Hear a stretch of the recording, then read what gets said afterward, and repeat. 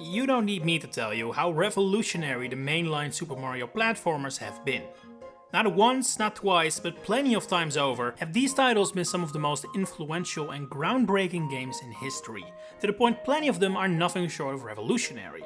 But true as that may be, the Mario series is also always evolving.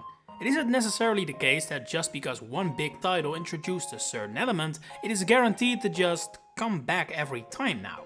So I thought it would be interesting to look back at every mainline Super Mario game and talk about what elements it introduced to the Mario series as well as gaming in general that actually stuck around. And in some cases, despite this being phenomenal games, the number is actually quite surprisingly low. And the perfect example of this is none other than the second Super Mario game of all time. Because yeah, we're gonna skip past the original Super Mario Bros. Since this was the first game and therefore everything it introduced, from coins to war pipes to Peach and Bowser, was brand new. It set the baseline to judge the entire series by, so tackling it here would make no sense. And that means the first game to cover is The Lost Levels, the Japanese exclusive sequel to Super Mario Bros.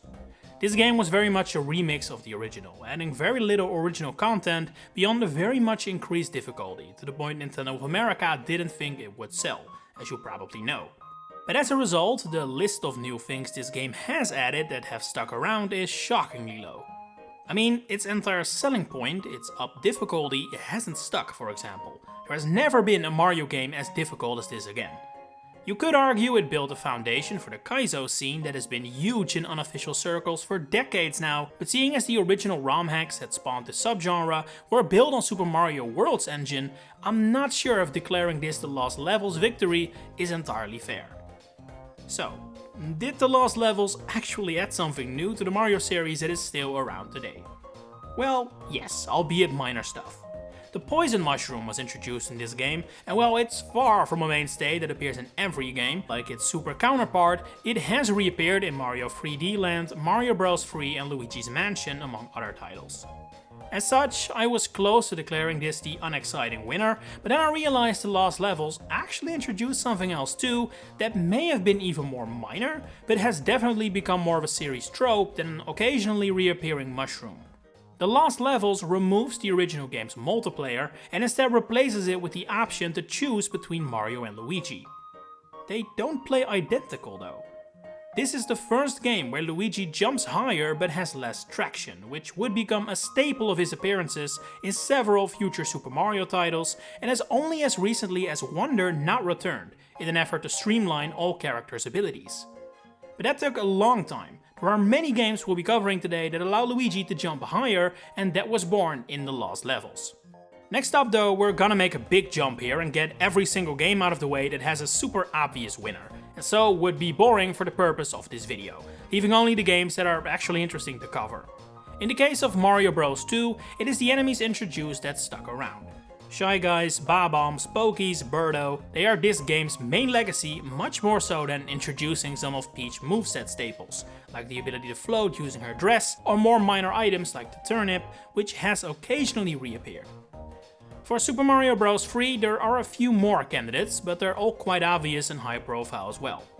Take your pick. We've got new power-ups, with the Raccoon or Tanuki suit becoming an especially iconic one, new enemies like Chain Chomps, the Koopalings and Boos, which are still regularly seen to this day, and just generally the idea of a world map in a Mario game, which feels very inevitable, obviously, but SMB3 is the one that introduced it to the series.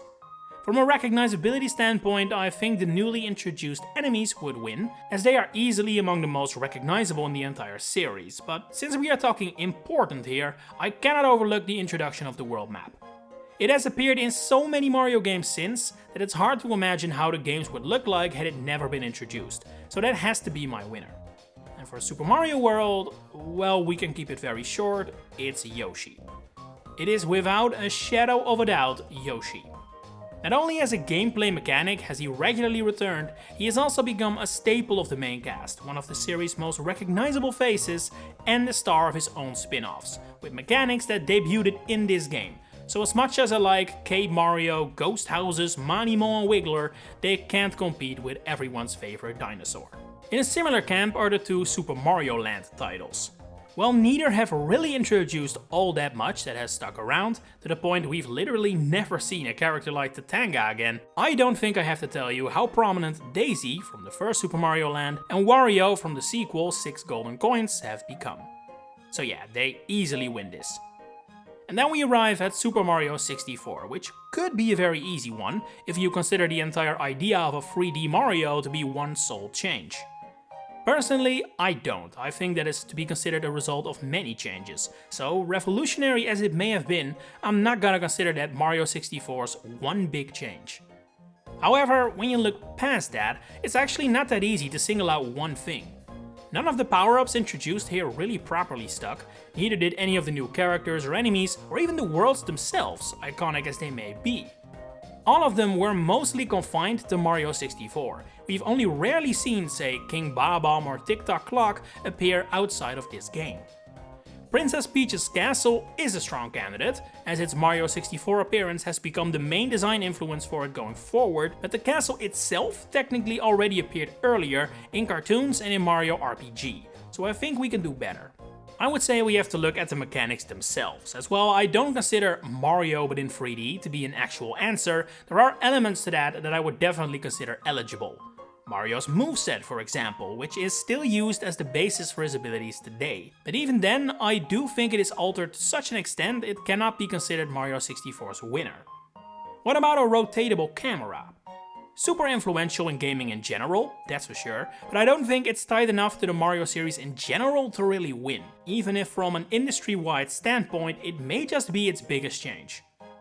But within the confines of the Mario series itself, I would argue the biggest change is the Power Stars.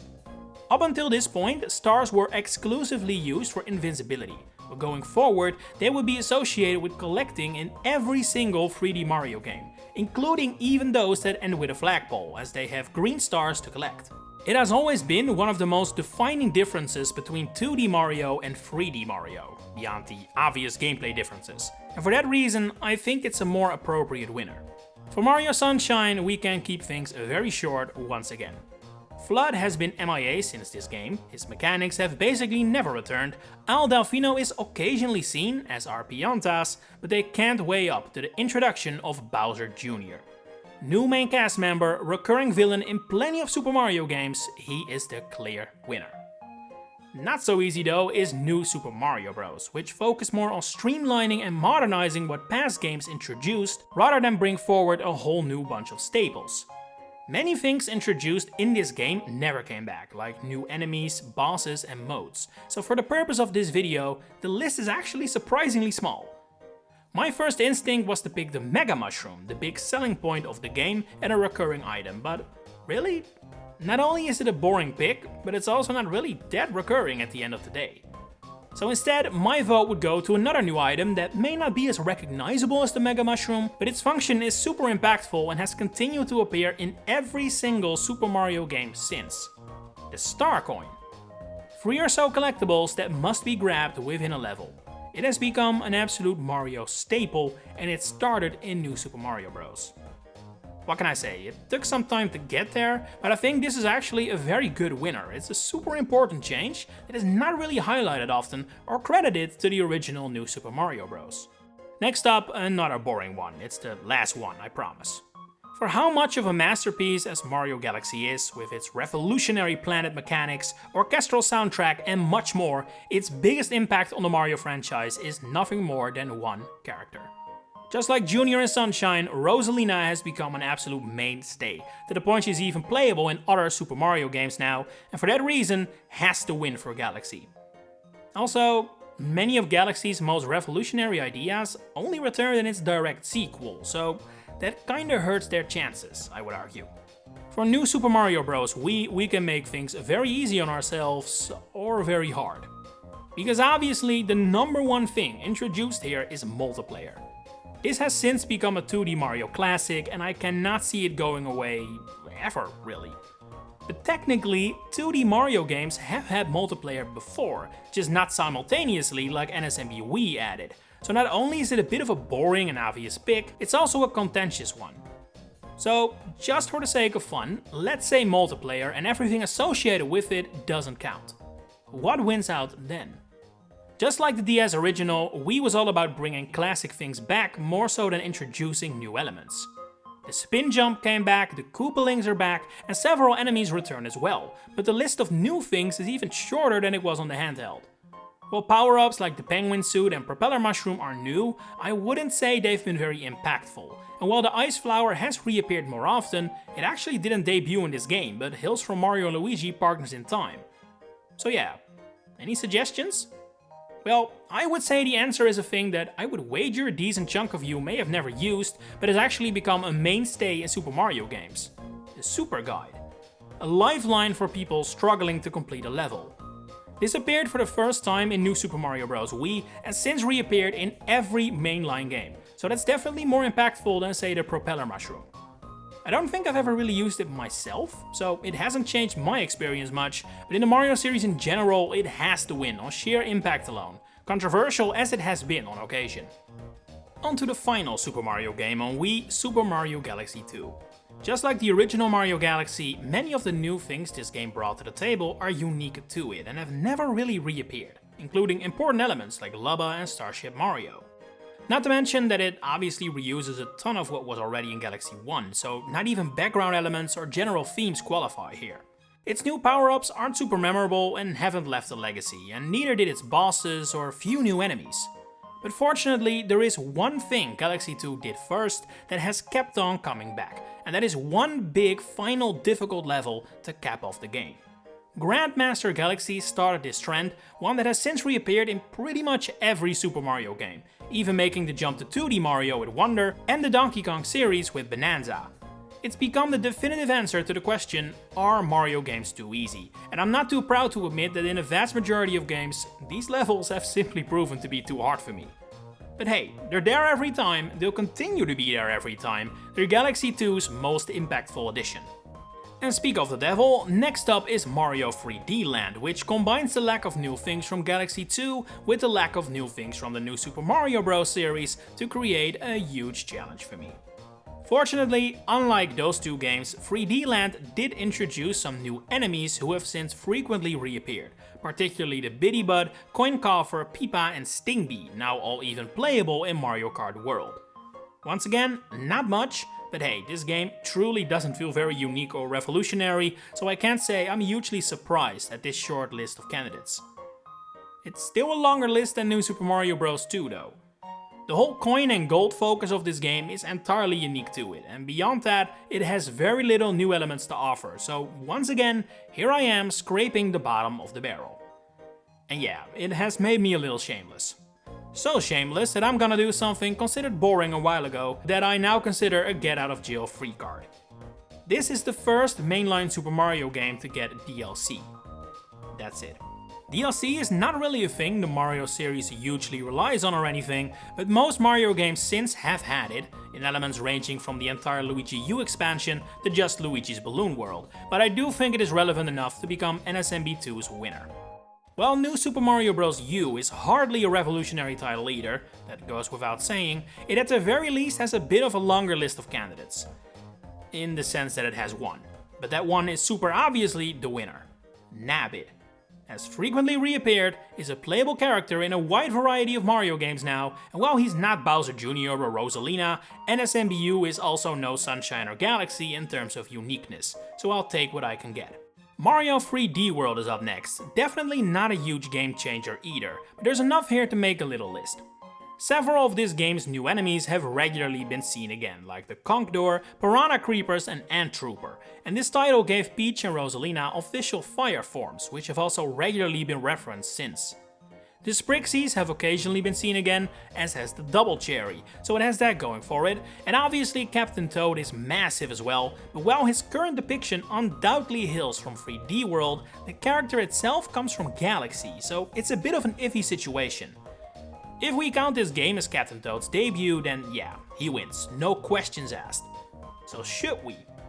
Well, my honest opinion is that yes, it should count, but it would be way more interesting to talk about what would be the answer if I say no, so let's continue on that train of thought. And if we do, then I think the answer is the Super Bell and Cat transformations. They definitely feel like some of the more iconic and important power-ups of the recent era, and have made frequent reappearances, including prominently in the Mario movie and in Mario Kart. But yeah, the real answer is probably Captain Toad, I'll admit that.